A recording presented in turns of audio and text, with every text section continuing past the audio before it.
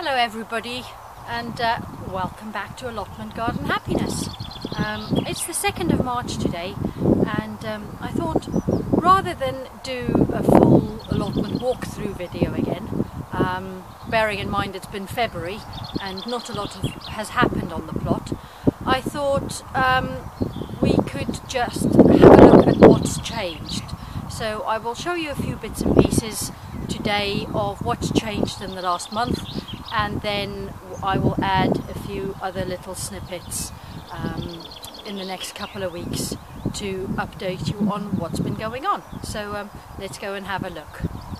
So the first little update is I managed to acquire these garden slabs. I put a notice out on both Free Cycle and on our local Facebook things for sale or things free site, and I said I need garden slabs, any size, any shape, any colour, any number really, I don't care, it's only for allotment use. So if anybody's got some kicking around, can they please let me know? And a lady phoned up and said, oh, we've just lifted up a bunch and I've got them in my back garden, you can come and get them. So there are, I think, 6 bigger rectangular ones like that, and then 9 of the square ones, as you can see there. So yeah, got some plans for them, and I will show you when they start going in. It'll be a while still, so wait and see. The other new feature on the plot is my little chicken house. I was chatting to a friend a couple of weeks ago and said, oh, I'd really like to have some chickens on the allotment, but the plan is probably for that to be in 2016, because I just can't stretch to the chicken house at the moment. And she said, oh, well, you could always have my old one. I've had a new one. So yes, what they had was this old children's playhouse, which they have converted into a chicken house, and they've also had it put on a metal frame, and it's got wheels underneath, so you can actually pull it along and move it if you so desire. So what I'm going to do is I'm going to refurb this a little bit, get it in a better condition, maybe a coat of paint, and yes, it's got these handy little flappy down catches. That means you can look inside. I don't know if you can see, they've just had some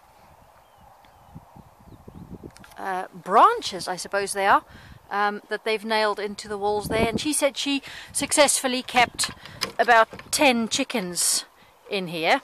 It was a smaller variety than the ones I want. I want Orpington chickens, so I will work out how many I can have in there, but to be perfectly honest, I probably don't want any more than sort of 6 to 8 chickens. So that is a work in progress at the moment, and I'll keep you up to date with that. It will probably go in this sort of area once it's been cleared, get rid of the compost, work it into the ground, and then it's nice and flat at the back there where that big wooden trowel thing is, which is all rotten and falling to pieces. So I want to see what I can save of it and definitely move it away from there. So it's probably going to go in here, and then we've also got the remainder of the rubble heap there. So once that's been cleared and things, I think the chicken run will probably go up here. So that'll be a work in progress. Another new feature is this garden bench. I brought this from home, it was in our back garden, and to be honest, in the nearly 5 years we've been in the house, I don't believe we've ever sat on it. We've got a bench in the courtyard side of the house, and that gets used all the time, but this one was just neglected. The wood, I think, is still okay, yeah, but can probably do with a bit of a treatment. So the only thing that's changed is that more things are dying. I have been systematically spraying things. They are in various stages of dying, so that's good, as I am planning on hiring a rotavator. I know, watching loads and loads of other allotment videos, you know, using a rotavator is the source of all evil on ground with loads of weeds and growth on it. But I have just come to the conclusion that I am not going to make any headway just by digging by hand. It's March now, and soon I'm going to need to start planting, and I'm never going to be ready in time. So I have killed most of the things. I am going to be digging out these sorts of things, which I believe are docks, because they just do not die with the weed killer that I'm using at the moment. So I will be going around and digging them out. Like there's a big one here, see, just there, and I will dig them out, and then I'm just going to rotivate, just to give me a bit of a head start adding in compost, manure, things like that, and then get things in the ground hopefully by the end of the month. The first thing I've got in mind is the potatoes. They surely need to start going in soon. So I will show you when I get there. And that's about it for this update today. Nothing else much has changed. So I will show you what it looks like again soon.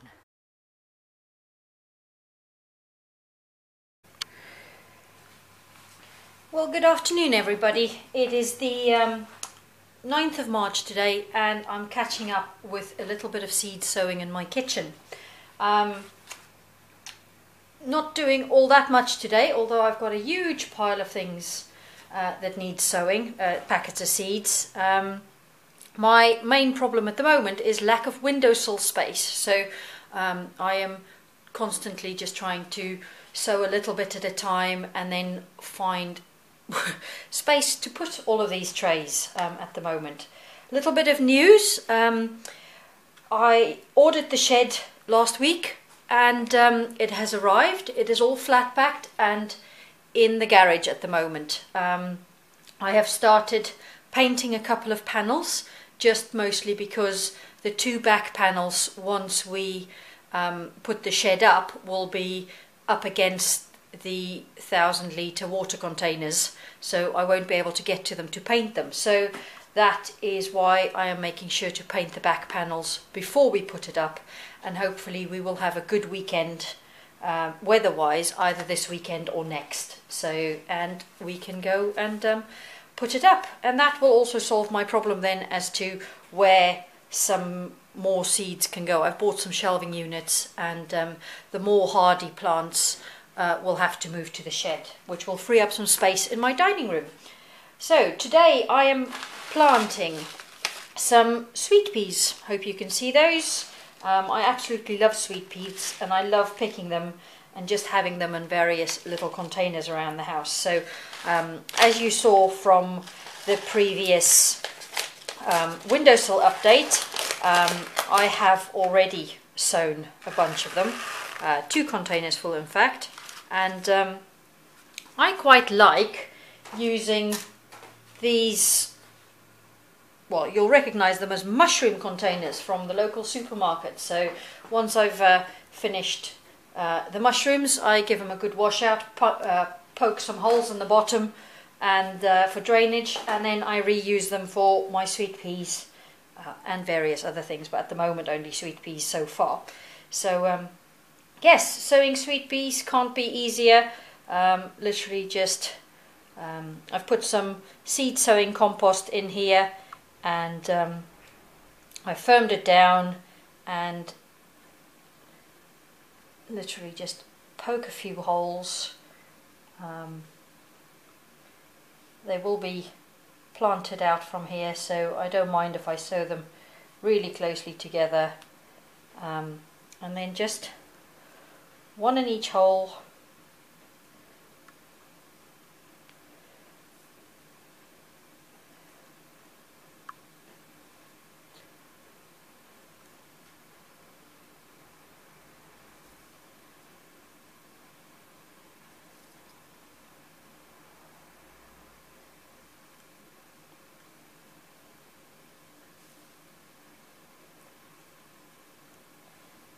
And then from there on, I've still got some left here, so what I'll do is So I will put it back in the packet whilst I get the rest ready. From there, I just like to cover them up. This seed sowing compost that I bought from my local garden centre, to be honest, is not brilliant. It's got loads of small stones and bits of bark, which is still about 1 inch long, and just rough bits really. So I'm trying to pick them out as I go along. So just firm it down nicely, and then I will water them all in at the end. Don't forget to put a label in it. I will do that as soon as I've finished. So put that one to one side. Very important, cup of tea. Always have that ready. And then just keep going. So I will do this and then come back to you in a minute when I'm ready for the next one. Okay, sweet peas are done. I don't know if you can see those. They're just over here. So they're all done and labelled up. Next, what we'll be sowing is, I have got 2 types of lettuce here. One is Lollo Rosso and one is Lollo Biondi. So I'm not going to be sowing loads of them because it feels like the seeds are actually in this packet, so careful with opening them, I suppose. And so what I'm going to be doing is I am going to sow just 4 of each for today. Careful that I don't drop them everywhere now. As I say 4, I'm going to sow 4 cells of each, with 2 per cell, just for germination. And then I will sow some more in about 2 to 3 weeks, just so that they're not all ready at exactly the same time. Okay, so that's the Rosso in the first line.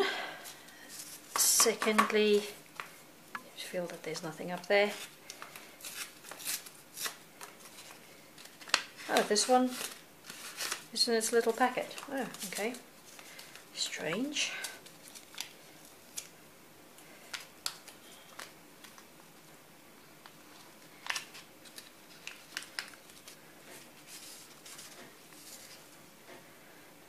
Okay, and then 1, 2.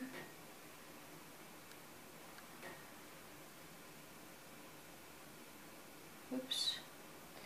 Shouldn't really need to be this precious, but so if a few more drop, you can always thin them out later.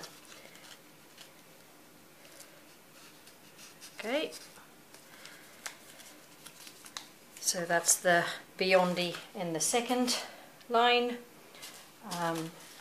Then I have got some Brussels sprouts, but the flower sprouting variety. So flower sprout mix.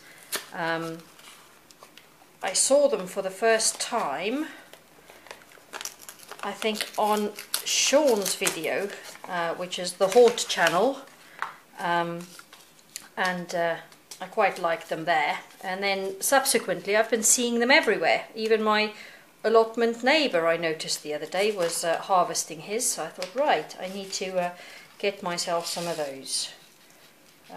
My daughter's not overly fond of Brussels sprouts, so I thought, well, if I sow one that looks flowery, maybe she'll be more inclined to eat that one. So I think what I'm going to do is I'm going to do 2 seeds per thingy as well, per cell.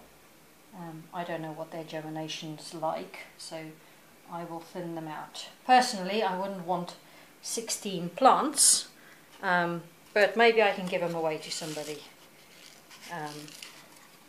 if they all decide to come up. So they will need to be potted on from this, but as I said before, it's a question of windowsill space for me at the moment, so I'm trying to sow everything in small containers to ease the space problem, and then I know it causes a lot more work for me at the end, but I will then have to pot them on. But by then I will have the shed and my new potting bench and everything I've been collecting in the garage for the last few months will finally come to fruition. This one is sweet basil, which I'm thinking I probably won't plant at the allotment, because I will be planting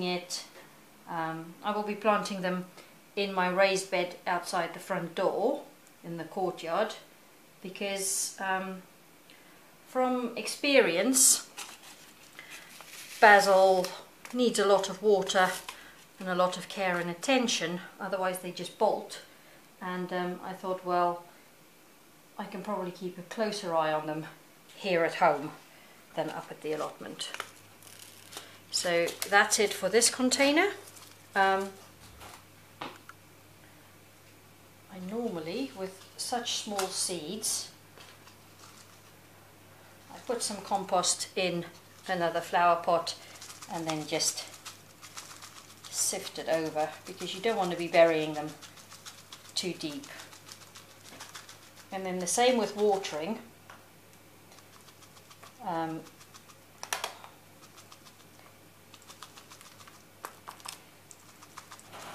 You want to be using tap water and not water but water just at this stage, just so you're not introducing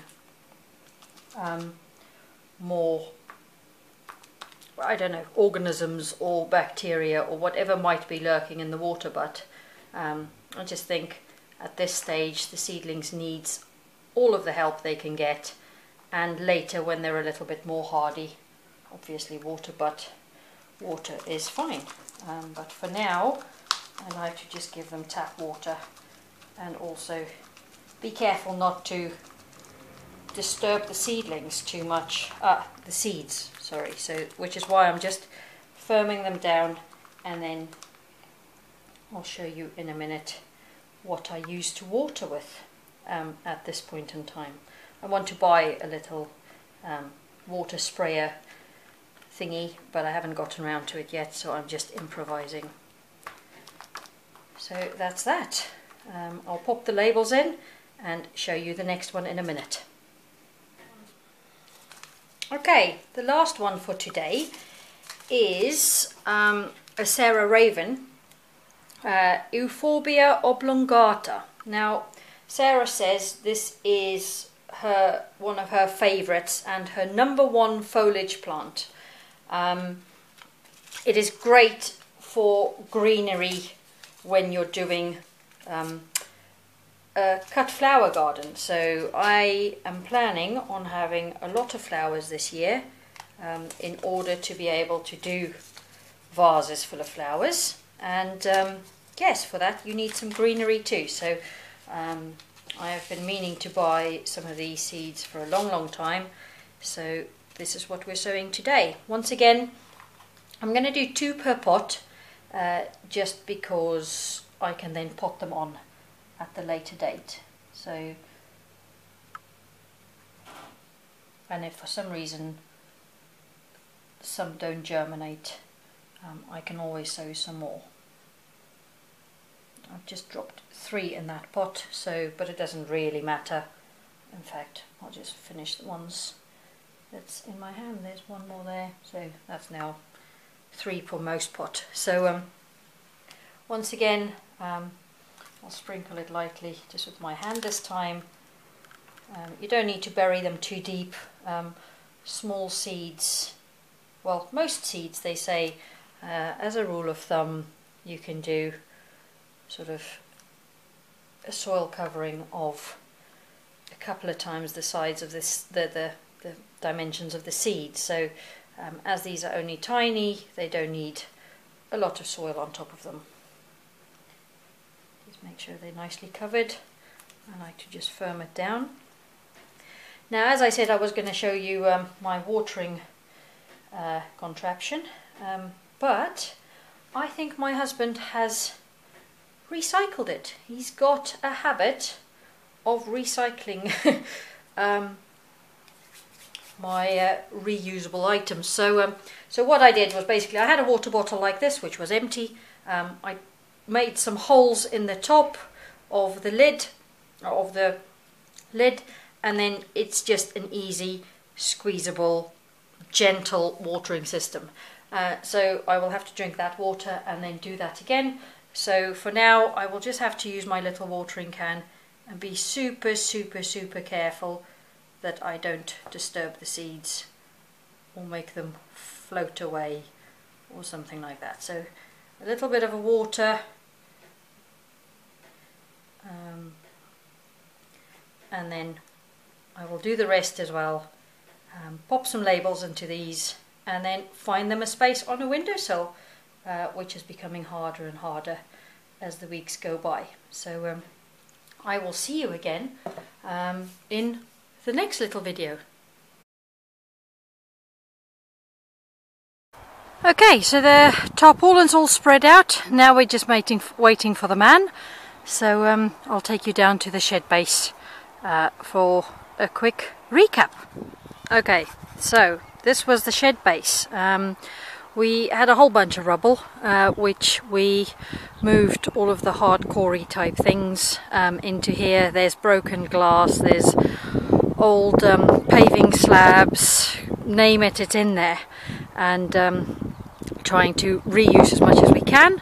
And then secondly, the children, call it child labour if you want, have been collecting stones. So I have got millions and millions and millions of stones on this allotment site, and I've been giving the children a bucket each and telling them to collect stones. So pretty good job they did. There's still millions left, but yeah, we'll work with those when the time comes. And so yeah, so today I am tipping 1.5 tons of gravel on top of this to level it out. I will remove some of the sticky uppy bits in there at in a minute, and once the gravel's on there and leveled out, then I will be putting the bearers on top, 4 of them lengthways from the back to the front, and then it's shed time. I do, however, want to paint the back panel of the shed, because the back will be going up against the big water containers, so once it's up I won't be able to paint it. So my job for this weekend is just to paint the back panel of the shed, maybe 2 or 3 coats, and just make sure it's all nicely sealed in.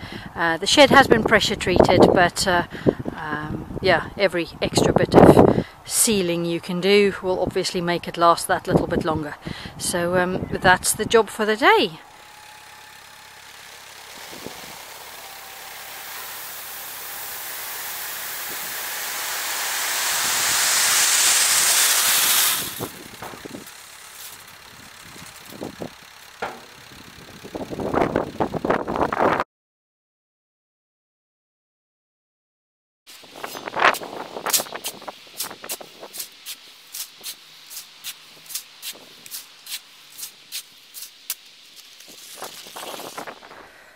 That's all the shoveling done now, so let me show you what the finished project looks like.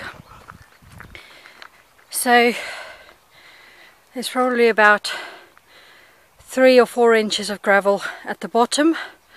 Then I put the bearers on top, and I was going to just leave them like that, and then my husband suggested that I maybe fill them in a little bit on the side as well, just so that they're anchored in properly.